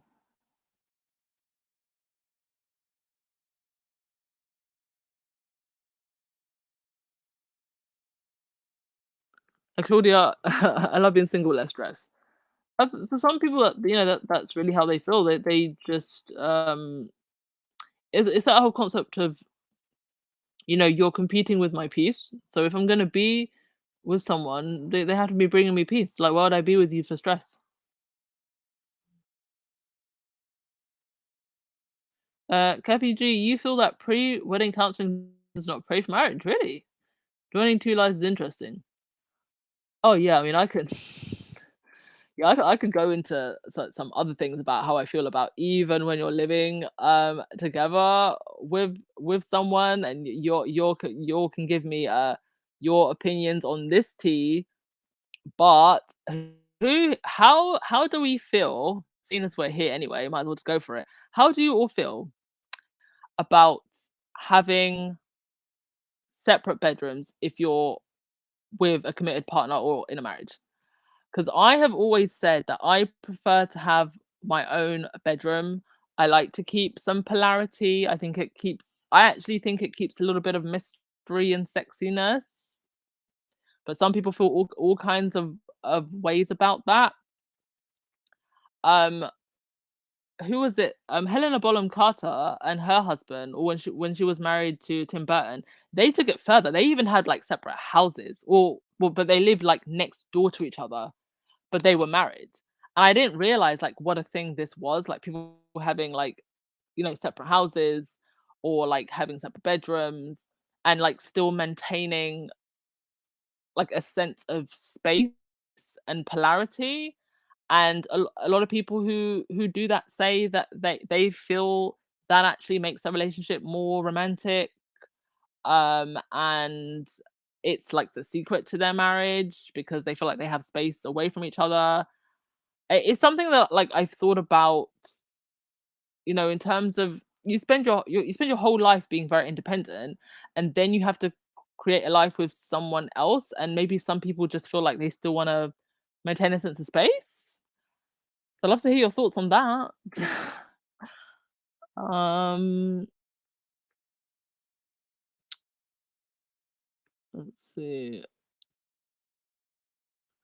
Marilyn, you can't get married to complete yourself. You have to be a whole person first. Yes, and a lot of people, unfortunately, get married hoping that the other person will complete them, and that will give them some completion in life. It's like get married, have kids, get the mortgage, and then I'll be happy, and then I'll feel complete.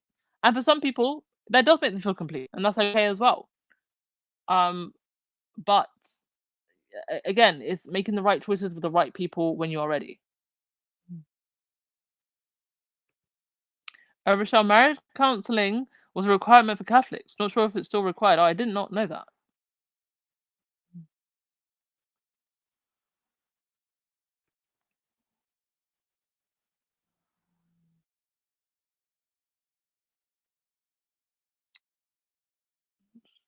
Um,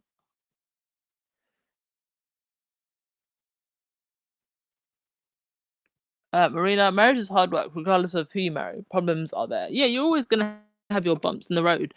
But I think it's how you resolve your conflicts, right? Um, there's actually a coach that I did one of her introduction courses, and when I can actually afford to do her full course, I will do it. And she specializes in like conflict resolution, and I think your conflict resolution style and how you handle conflict in any part of your life, but especially in a relationship, is so important. That's another thing that I feel like should be taught. You know, how you handle arguments or disagreements, I think is really, really important.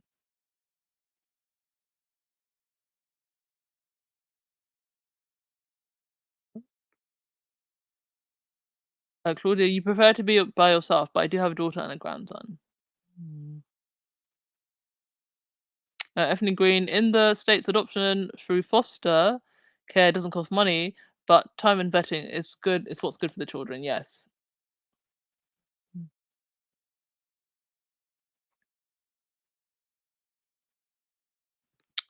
Whitland, here, and I'm in the same mindset. I need to get to know a man. What's the rush? I hate having a person just meet them and want to get touchy feely. The octopus behavior is a turn off. Yes. Oh gosh, I did go on a date with an octopus who was just horrible. It was like one date, never met him again. The touchy feely type. Oh no, no, no, no, no,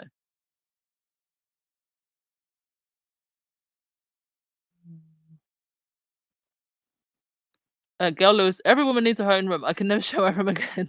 See, some of you get it. Oh, and separate bathrooms. For the love of God, separate bathrooms. Catherine, see what Megan's podcast has inspired. Uh, Mum didn't pressure me either, but she did get that certain look of defeat till I got her a kitten. Happy heart to be side-eyeing me now, yes. I think I'll probably end up being a dog or a cat mum.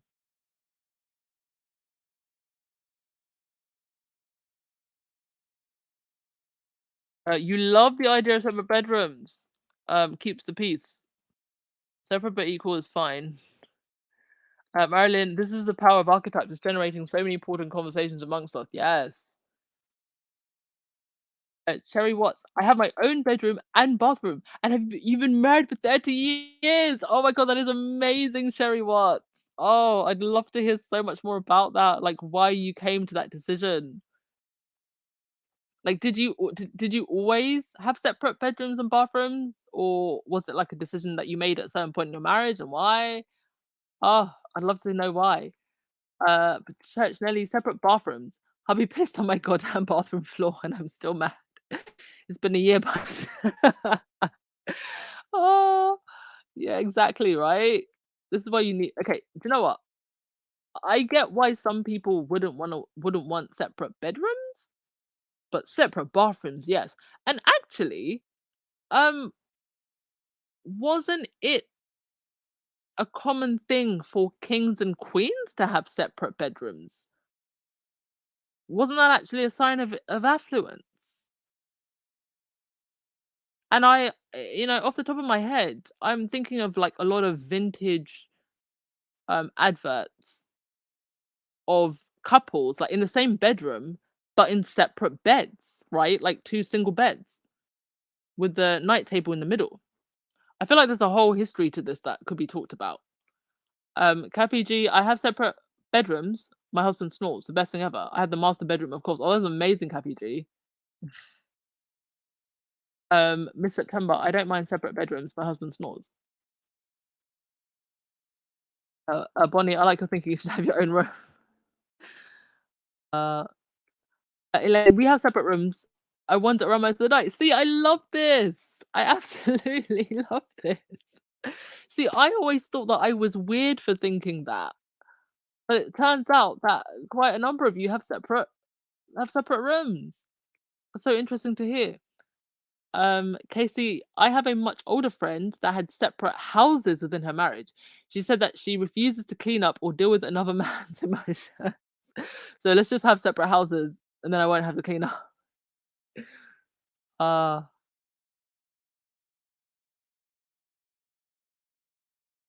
um, yes, it's too much to share everything at once. Separate rooms gives you both breathing room. I'm Cinderella. Everyone told me when you meet the right one, you'll know. My question is, what do you know? Do you know what, Cinderella? I I do agree with the if you know, you know. And the reason I say that is because, as I was saying earlier, like I've only ever had like one relationship that I really cherished, and I really um even to this day, like if I had the opportunity to be with him, I would. But I would say by the second date, I absolutely knew. Like I don't know. I'm a very spiritual person, so I'm speaking from a very spiritual perspective. Like I felt it on a soul level, and I've never felt it like that again with anyone. And this is going back to maybe 2016. So I do think like when you know, you know, and that I've never really felt anything like that since lets me know that there was just like there is something in you on a soul level where when you meet the right person, like you just know. Ethne, and I think you need a space for yourself. Like pregnancy, even marriage is difficult. It depends on the couple. Yes. Joan, could not imagine sleeping apart from my hubby of 38 years, but again, each to their own. Oh, that is adorable. I think that is also adorable that you feel that you feel happiest when you are in your space with your husband. Cinderella, when I met my husband, I finally knew. Yeah, I really do think that when you meet them, like, you just know. And it was on the second date, like, I felt it. And I haven't felt anything like that since. And he was truly amazing, an absolute gentleman, very, very encouraging of my ambitions. And I had the time of my life with him.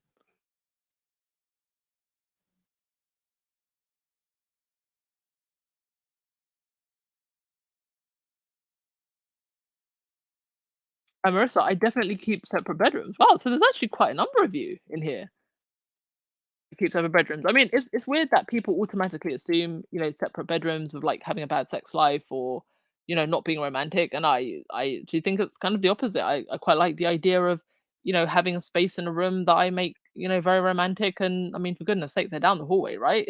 So, like we can have an imagination. Like it is still happening.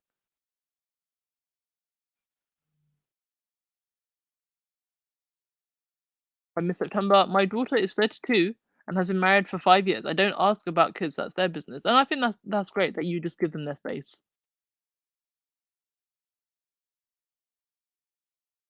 Kim, some people just want the wedding. We were married in a courthouse, Manhattan, 21 years ago, and then went out for lunch, worked for us. And do you know what, Kim? Like, I want quite a minimalist wedding as well. I actually quite like the idea of eloping. I think for me, there's just also the aspect of tradition. So I know that I wouldn't be able to have like certain things or certain traditions that have to be done. Um, but in terms of the actual wedding, I would like a very, very small wedding, like immediate friends and family, if not an elopement, to be honest. TCC Sun People's Choice Awards for Best Podcast and the Ambies 2023 is now open for voting. No way. So okay, so if it's open for voting, that means that it's too late probably for Archetypes, right? But thank you so much for mentioning that, TCC Sun, because I will keep an eye on that. And we will make sure that if Archetypes is nominated, that we will vote. Tanya, separate bathrooms is a must. Yes, I agree with this 100%. And thank you so much for the super chat, TCC Sun.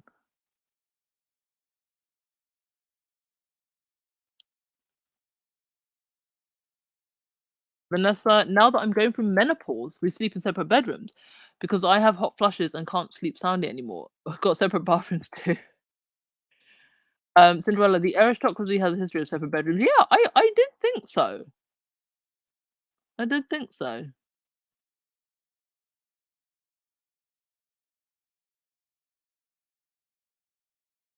Joan Commonwealth, animals are expensive. More expensive than kids? I dog shit and the things they have to get from the vet I couldn't afford. Yeah. Yeah. But you could get insurance, right?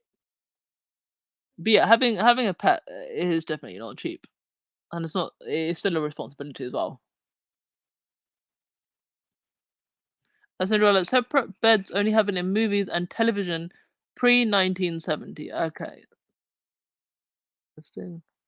A girl Lewis, as Virginia Woolf said, yes, every woman needs a room of her own.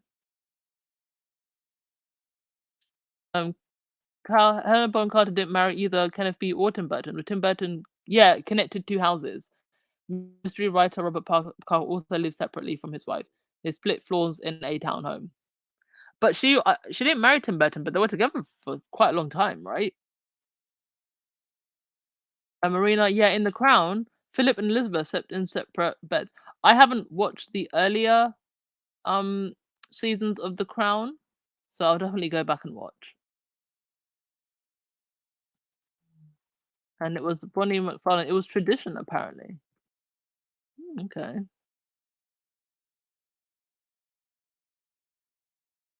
All right. Well, thank you so much, all of you, for engaging in this very interesting conversation. I mean, we could go on and on and on all night, but it is literally past midnight now here in the UK, and my voice is going croaky.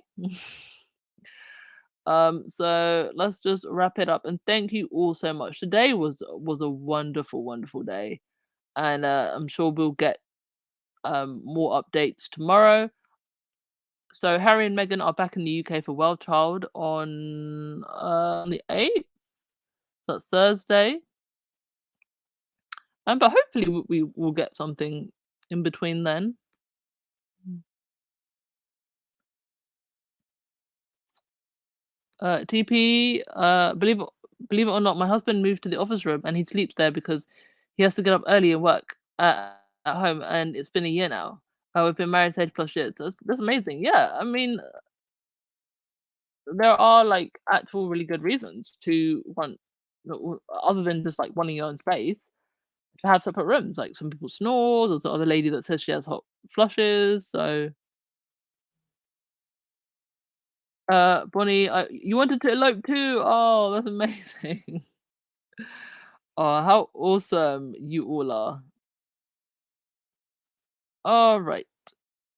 Um. Okay, who's gonna get the last word of the day? Sherry, where the aristocracy has separate bedrooms, that it was a cover for musical beds. Yeah, right. So the king could have mistresses, right?